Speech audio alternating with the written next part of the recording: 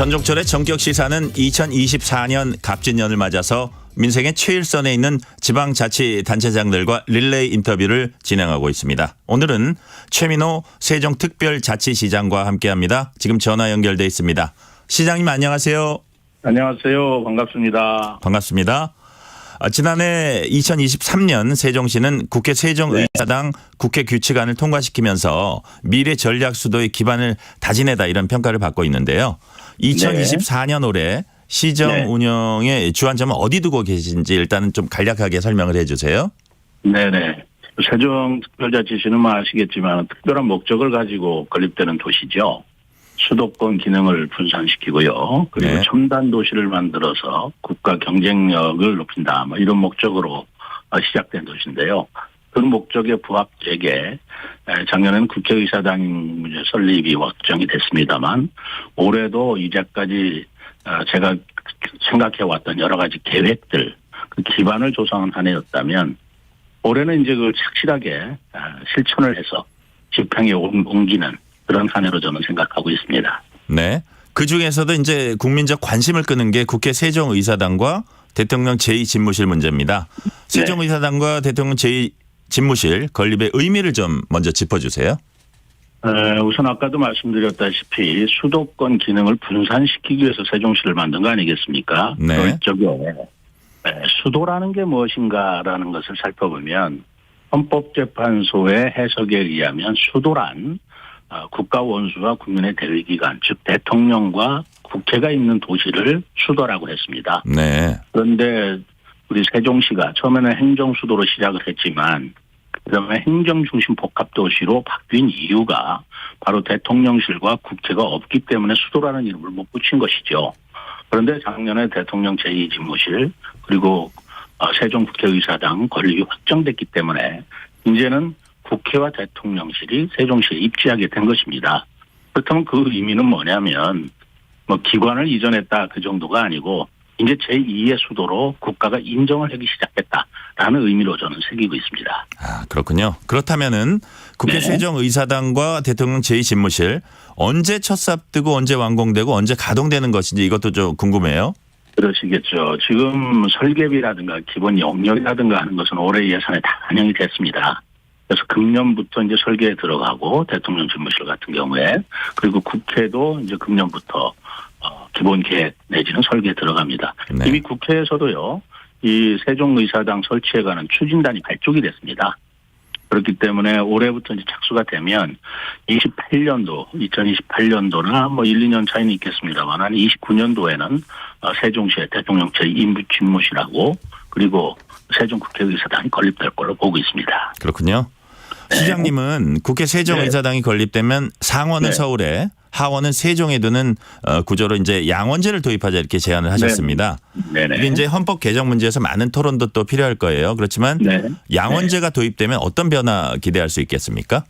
저는 이 문제는 이제 우리가 좀 직면해야 될 시대적 흐름이라고 보고 있습니다. 네. 왜냐하면 지금 OECD 국가나 G20, G10, G7 어느 국가를 봐도 선진국에서 양원제를 도입하지 않는 나라는 예외적으로 스위스나 터키, 우리나라밖에 없습니다.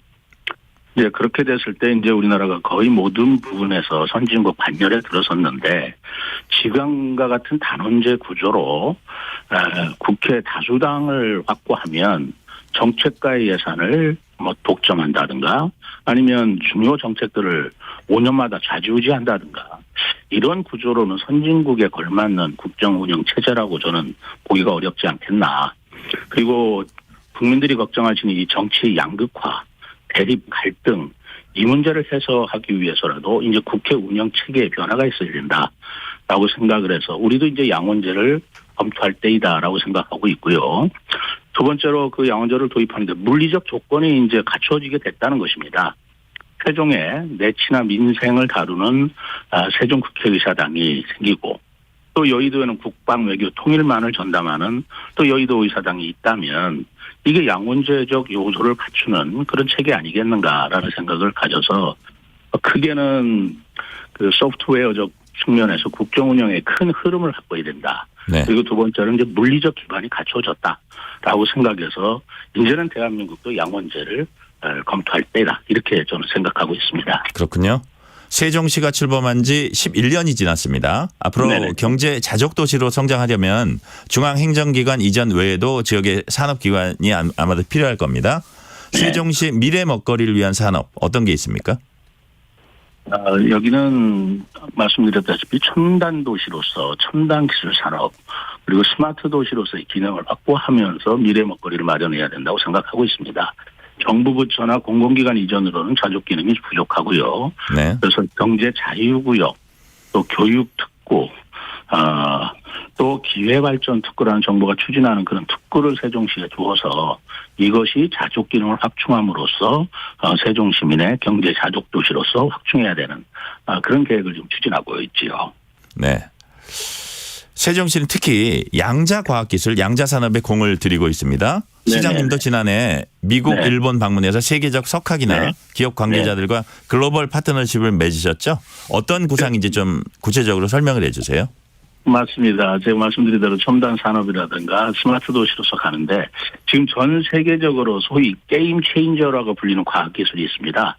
그것이 AI 그리고 바이오 산업 그리고 양자 컴퓨터로 보고 있는데요. 이거는 뭐 우리나라 생각이 아니고 전 세계적으로 같은 공통된 목표를 가지고 있죠. 네. 그중에서 저는 양자 컴퓨터 부분이 우리 세종시에 카이스트가 있고 그리고 지식산업센터가 세종시에 있기 때문에 그중에서 양자 컴퓨터를 연구하고 또 카이스트라는 유수한 인재들을 육성하고 이렇게 하면서 세종시에 양자 컴퓨터 빌리지를 만드는 구상을 가지고 있습니다. 그래서 이 계획을 위해서 제가 작년에 하버드 대학하고 MIT 대학의 양자 컴퓨터 교수들을 다 만났어요. 네네. 그래서 이런 취지를 말씀드리고 카이스트와 그리고 MIT, 하버드 그리고 하버드 대학 교수가 출자해서 만들고 있는 큐에라라고 하는 양자 컴퓨터 회사가 있습니다. 이런 회사들과 작년에 MOU 업무 협약을 맺어서요. 세종시에 앞으로 양자 컴퓨터를 특화 발전시킬 수 있는 그런 연구 기능, 교육 기능, 산업 기능을 갖추고 지금 노력하고 있습니다. 그렇군요. 네. 꿈의 암 치료기라고 하죠. 세종시는 중입자 네네. 가속기 암치료센터 설립에 속도를 내고 있습니다. 네네. 언제 설립되는지 또 설립되면은 그에 따른 기대 효과 무엇인지 알려주세요. 이거는 참 굉장히 대단한 성과라고 저는 생각하는데요. 네. 이 중입자 가속기 암치료센터는 우리 세종시의 대통령, 윤석열 대통령의 공약 사업이었습니다. 그렇군요. 그런데 이 중입자 가속기라고 하는 것은 아직 우리 기술로서는 개발이 안 되고 있어요. 그래서 전 세계적으로는 도시바 ESS라고 하는 도시바 기술로 이 중입자 가속기 암치료센터를 운영하고 있는데요. 네. 이 전 세계에서 이 중입자 가속기 암치료센터를 도입하려고 경쟁이 굉장히 치열합니다. 그리고 도시바 측으로는 이 가속기 센터가 4년에 하나 건립될 수 있을 정도의 거대한 규모예요.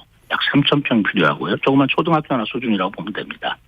그 우선 공고를 어디다 할 것이냐라는 건데 제가 일본에서 유학도 하고 하는 그런 여러 가지 연구를 찾아서 작년에 일본에 가서 도시바 측하고 우리 세종시에 우선 공급을 하겠다라는 MOC, MOU보다는 조금 강한 그렇군요. 그런 협약을 맺고 왔습니다. MOC. 그래서 MOC라고 하는 것은 이제 커미트먼트라고 해서 약속이나 좀 강한 약속을 말하는 건데요. 그렇군요. 법정 구속력은 안 가지고 있습니다만 저희들이 지금 MOC의 내용으로는 28년도에 세종시에 이 중입자 가속기 암치료센터를 건립하는 것으로 추진하고 있죠.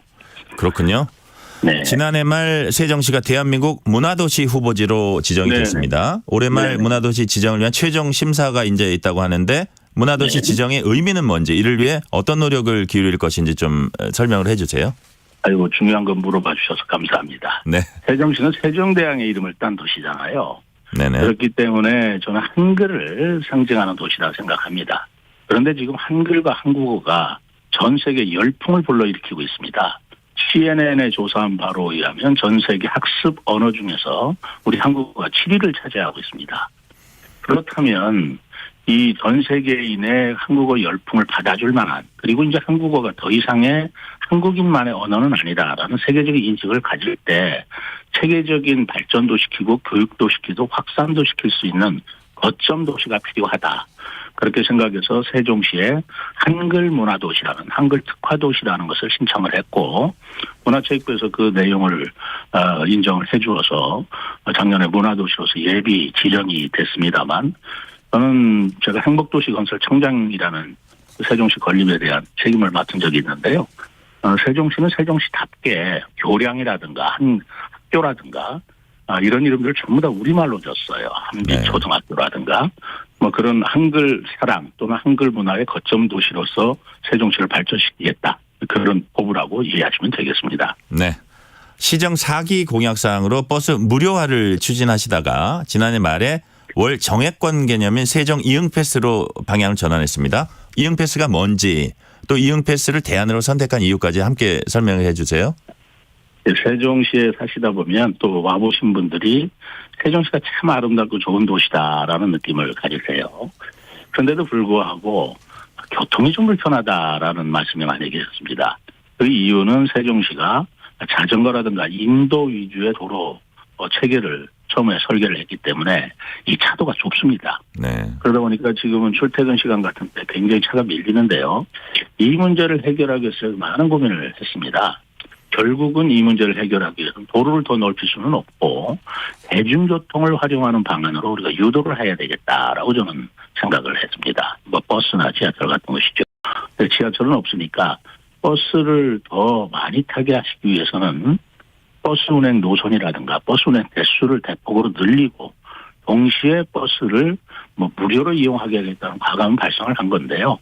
최근에 여러 가지 재정 상황도 있고 그리고 일부 전문가들이 무료로 하는 것보다는 차라리 이응 패스라고 하는 이응이라는 것은 한글에 시옷 이응하는 이응입니다. 있는 단어죠. 네.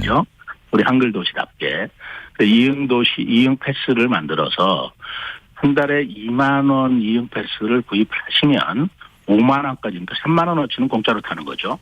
이렇게 유도를 하면 차라리 시민들이 더 이응 패스를 이용할 거다. 그리고 재정도 굉장히 절감이 되고요. 이런 안들을 제시해 주셔서 제가 무료화보다는 그것이 좀 완화적이고 절충적인 면도 있고 효과도 더 크겠다라는 생각이 들어서 이응 패스로 도입하는 걸로 했습니다.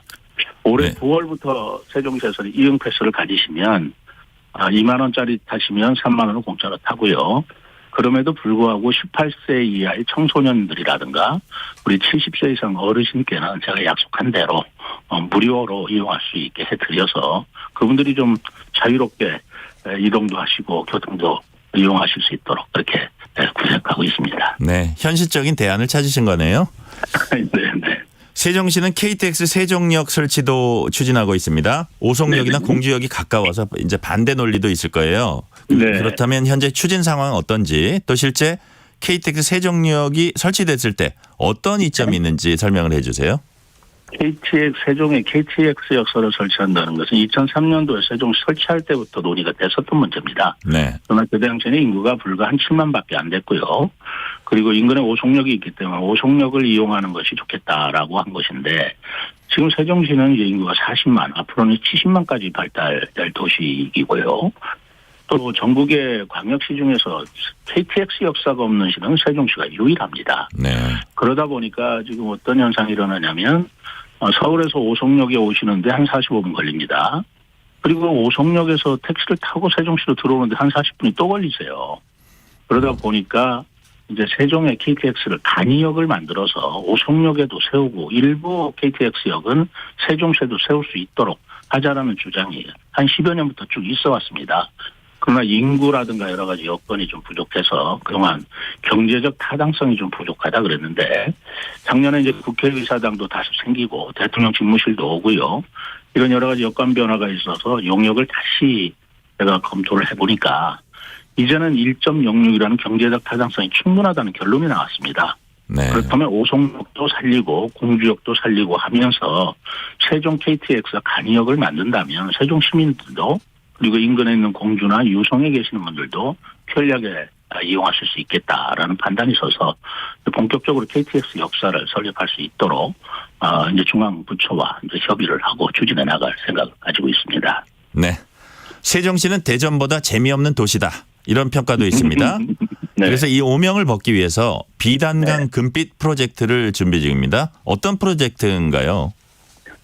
비단강이라고 하는 것은 이제 우리 세종시를 지나가는 금강을 세종시 구간만큼만 한글 이름으로 비단금자잖아요. 그래서 네네. 비단강이라고 한 것인데 거기가 굉장히 아름답습니다. 이응달이라고 하는 것도 금강, 비단강 위에 있는 것이고요. 네. 그리고 호수공원이나 중앙공원이나 국립수목원이 전부 다 금강 주변에 다 입지하고 있는 것이거든요.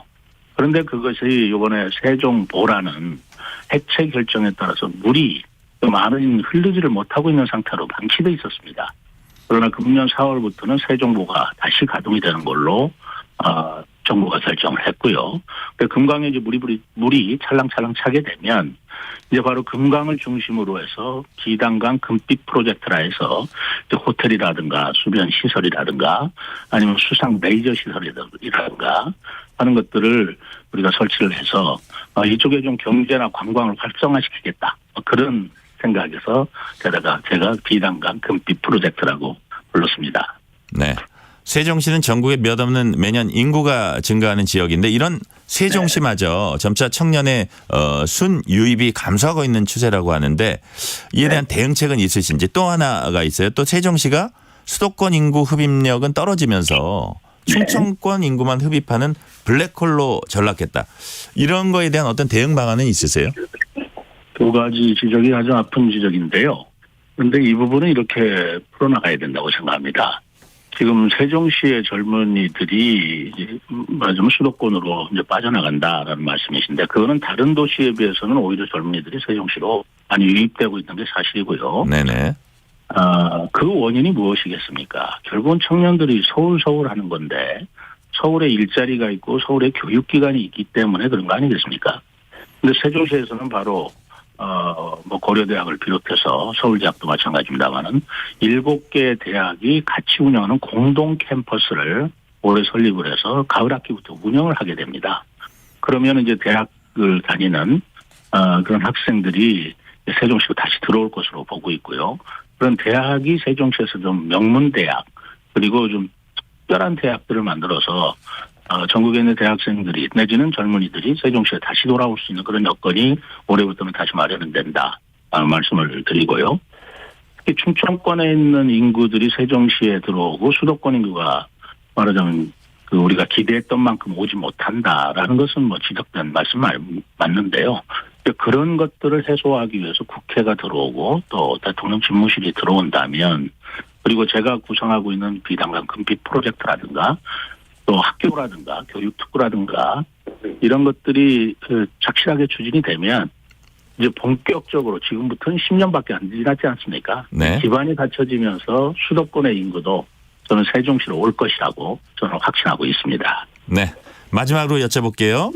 네. 시장님이 생각하시는 세종시의 미래는 어떤 모습인지 이를 위해 어떤 노력을 기울여 나갈 것인지 이제 시간 관계상 한 1분 정도만 간략하게 말씀해 주세요.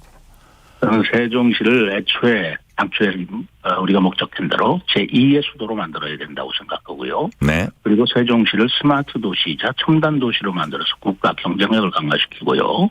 그리고 젊은이들이 희망을 갖고 사는 그리고 자족 기능이 있는 그런 세종시의 3대 목표를 가지고 있습니다. 올해는 이제 그런 계획들을 작년에 세웠습니다만 올해는 이제 착실하게 추진할 한 해이기 때문에 뜻을 세우면 반드시 이루어진다는 유지 필성을 목표로 세종시를 발전시키고자 하고 있습니다. 결국은 올해가 세종시 도약의 또 다른 해가 되겠네요. 그렇게 기대해 주시고 또 열심히 노력하겠습니다. 감사합니다. 오늘은 여기까지 듣겠습니다. 지금까지 감사합니다. 최민호 세종특별자치시장이었습니다. 감사합니다. 고맙습니다. 전적절의 정기